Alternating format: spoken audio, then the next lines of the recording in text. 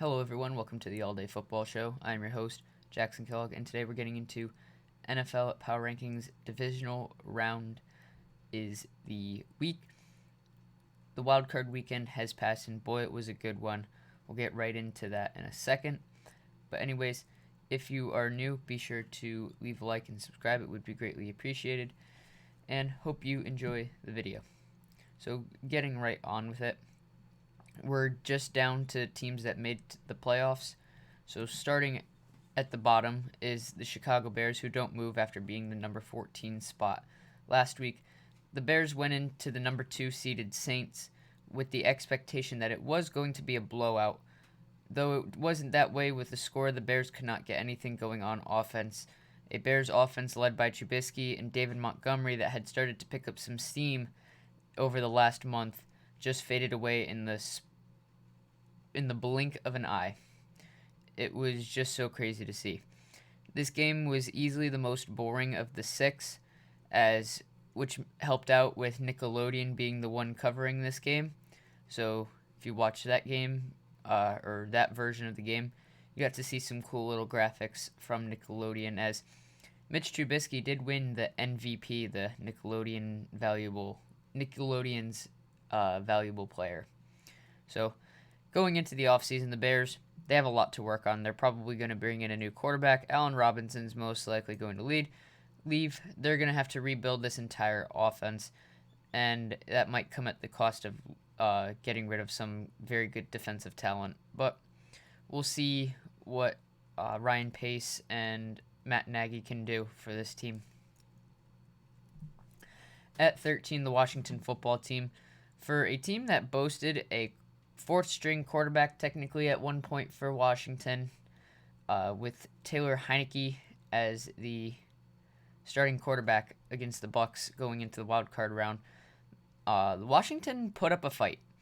As much as everyone expected it to be a blowout, well, Washington hung in there, and they most definitely did deserve the division title out of the 4 teams in their pile of absolute garbage. Whether it's the Giants, who were complaining about going 6-10, the Cowboys, who have technically one of the most talented rosters on paper but can't execute, or the Eagles, who just fired Doug Peterson for being told what to do.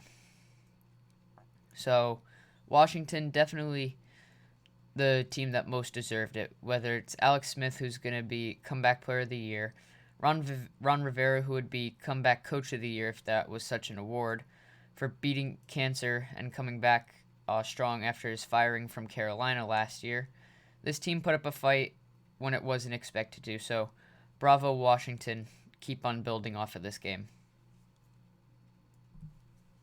At 12, the Indianapolis Colts. The Colts put up a good fight against the Bills, one that I did not expect to occur.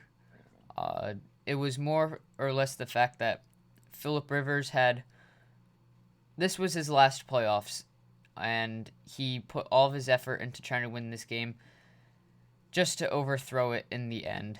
The Bills did win this game, the Colts getting knocked out of the playoffs. Phillip Rivers' future is in question, but if it were my guess, he's most likely going to retire, which leaves the Colts in a very interesting quarterback situation.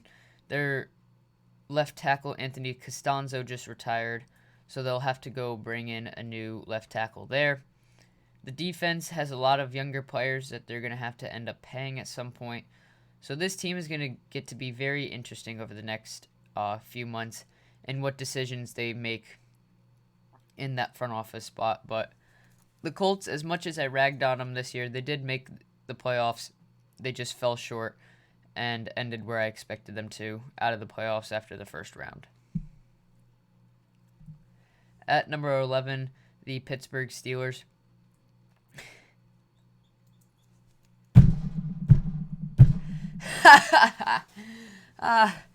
Steelers, what do you have to say for yourself? You start the season 11-0. You start to get super cocky.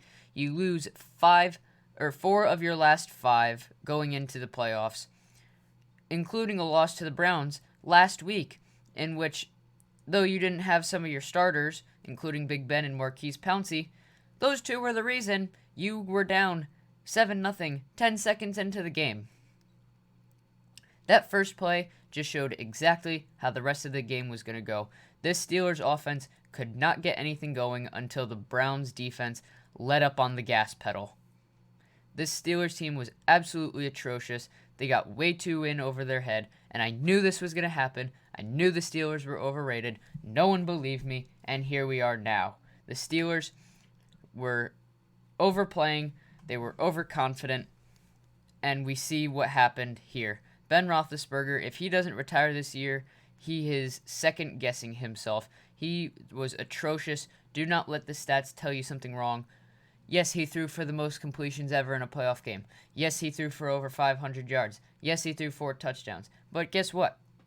He also threw 4 interceptions. 3 of those interceptions came before most of the touchdowns. And most of those throws were because they were down so much early. They could not run the ball.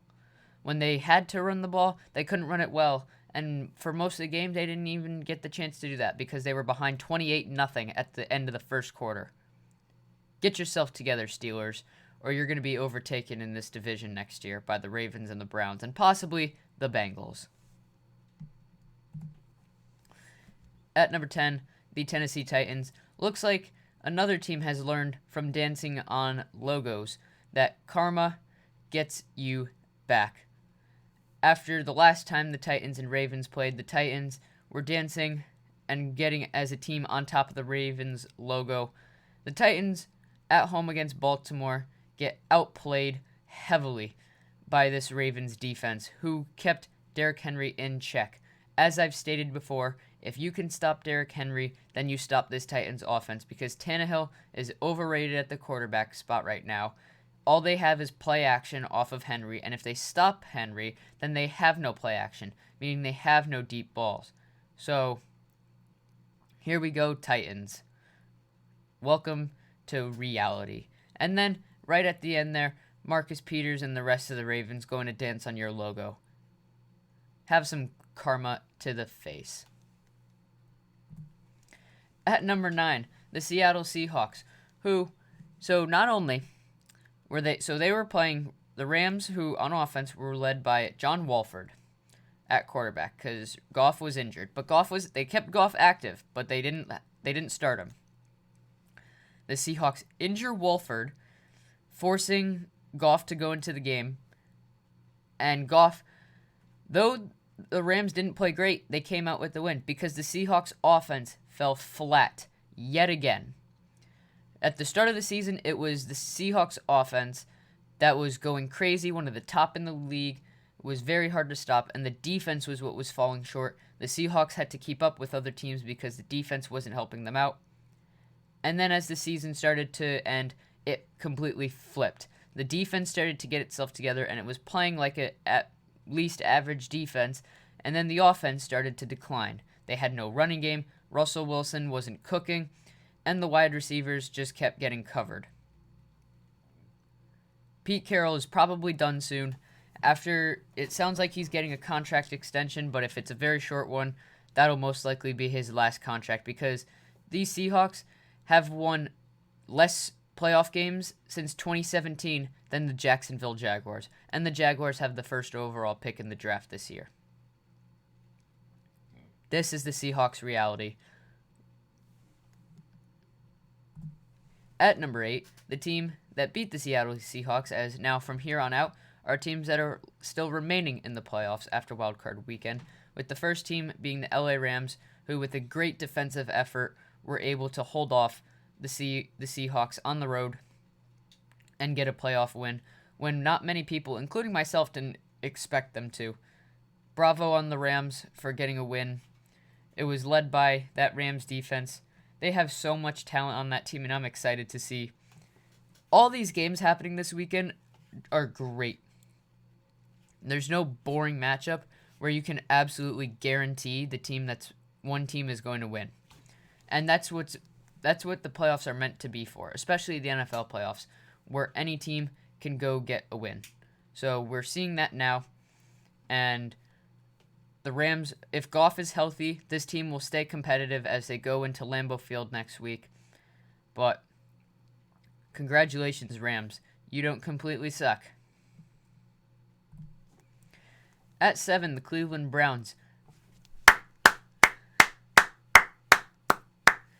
Congratulations, Browns, for getting your first win in the playoffs and your first time back in the playoffs in so long.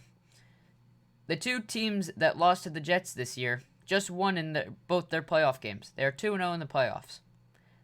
That's a very funny stat. But the Browns played great in this game. The defense, I remember seeing when they were going over the starting lineups, when Chris Collinsworth and Al Michaels, they were going, when those PFF graphics come on the screen at the start of the game, I remember kind of questioning with my eyebrow what this Browns defense looked like. The D-line looked great between Myles Garrett, Larry Ogunjobi, Sheldon Richardson, and even Adrian Claiborne. That defensive line looked pretty stout. But then you look at the back end, those linebackers looked young, whether it was Taki or Jacob Phillips. And then even in the secondary, where their best player was Ronnie Harrison, this team showed out on defense, getting 4 interceptions, and only one was during when the Steelers really needed to get their gears going. This Browns defense led, having 5 turnovers. The only time they allowed us a huge amount of points was when they kind of just let it happen and they started going away from the defense that they're meant to play. The Browns won a playoff game without their head coach, starting defenders, starting offensive linemen. At one point, they were down to a third-string guard that Baker Mayfield had just met hours before, and he stepped up to the plate, and the Browns got a win. This Browns team is dangerous, and they can continue to go further in these playoffs, but they are going to have to knock off the Chiefs to do it.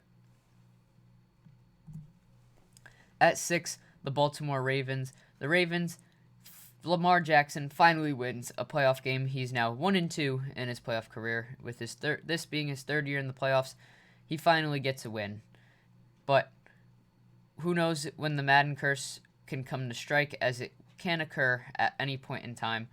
We'll see how it comes in for these Ravens, as Lamar Jackson in that running game is finally looking like the beast that it was last year, as they led the league with over 3,000 rushing yards as a team this year. That's an average of 3,000-yard runners between that team. That's just a crazy number, looking at how the NFL is today, where it's air raid and so much passing, to have a crazy running game like that. The Ravens got through with a win against the Titans, where they held the running game. But in this game against the Bills, they're not just going to have to stop the running game, but also stop the movement and playmaking of Josh Allen and Stephon Diggs, as this Bills team has a ton of talent, and they will hit you with as much of it as they can, and it's going to be a very good game. At 5, the Saints. Though the Saints, it wasn't a flashy win, a win is a win in the playoffs, and they end their drought, as their last 2 playoff games ended in overtime losses with controversy. Whether it was the Rams pass interference that never was, or the Kyle Rudolph pass interference that never was. And then if you want to go back even further than that, you have the Minneapolis Miracle. So the Saints, they're finally starting to look like they can compete in the playoffs. It didn't look great, but they'll start to get their game going a little bit more here. Michael Thomas and Alvin Kamara being back help out Drew Brees a whole lot than people realize, as Thomas balled out against the Bears defense. And as the Saints are now playing a team in the Buccaneers in which they've beaten twice this season, the Saints do have an opportunity to show that they are a top-tier team in this league, with the chance that this is Brees' last year. At number 4, the team the Saints are playing, the Tampa Bay Buccaneers. The Buccaneers got a win over Washington in the wild card round. The Buccaneers were expected to win, and they did just that. Though it wasn't the complete blowout people expected, this Buccaneers team is just proof that this real life isn't Madden. You can't just put together a super team and expect it to pan out. And this Buccaneers team is living proof. They have an all-star offense in which they can't score 40 points a game every week. Their third starting receiver is Antonio Brown. And they can't score 40 points a week. That just goes to show you right there.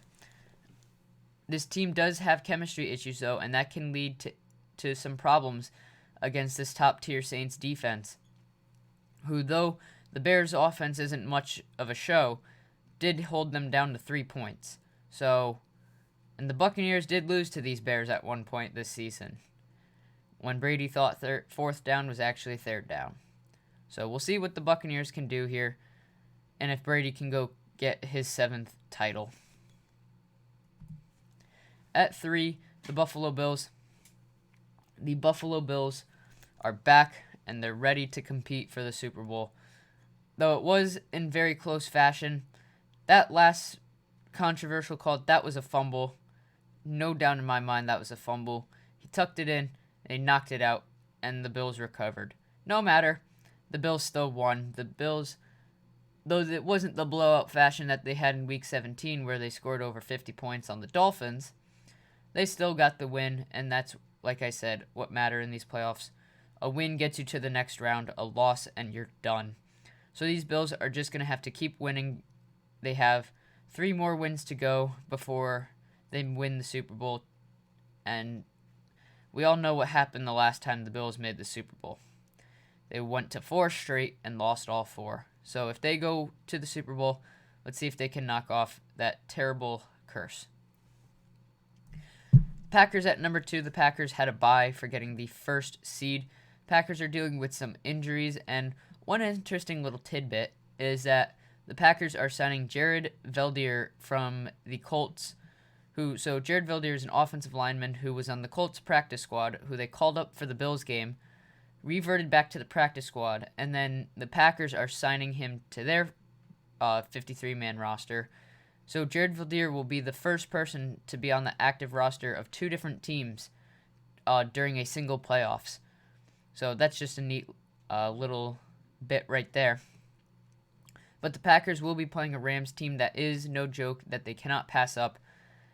And we're going to see in this game how Rodgers can actually do with his secondary receivers, as Devontae Adams and Jalen Ramsey is going to be a fun matchup to watch between receiver corner, 2 of the best guys in the league right now. So that's going to force Allen Lazard, Marcus Valdes-Scantling to go out and get open, get catches, get some yards after catch, and go get touchdowns against some of these secondary DBs for the Rams. And if they can't, then that just goes to show that the Packers should have taken a Brandon Ayuk instead of Jordan Love at their first-round pick, especially since they traded up to get him. Aaron Rodgers is their quarterback, and Rodgers is just making that front office look silly right now. And at the number 1 spot, as always for most of the season, the Kansas City Chiefs, who are sitting at the number 1 seed in the AFC.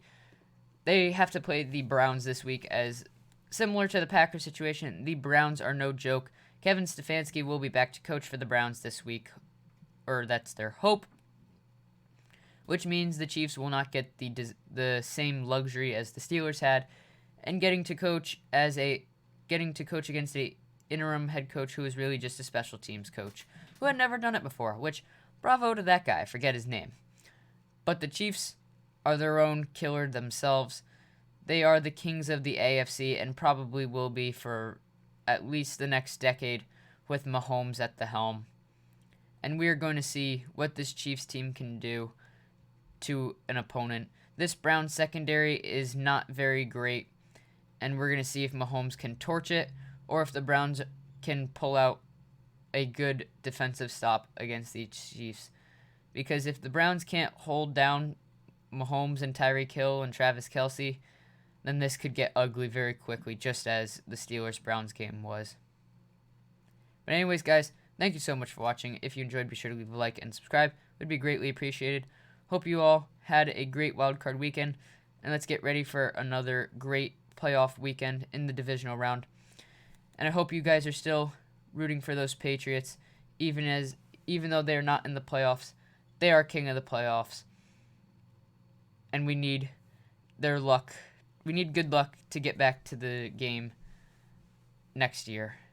So, anyways, have a great rest of the week. Let's go, Pats.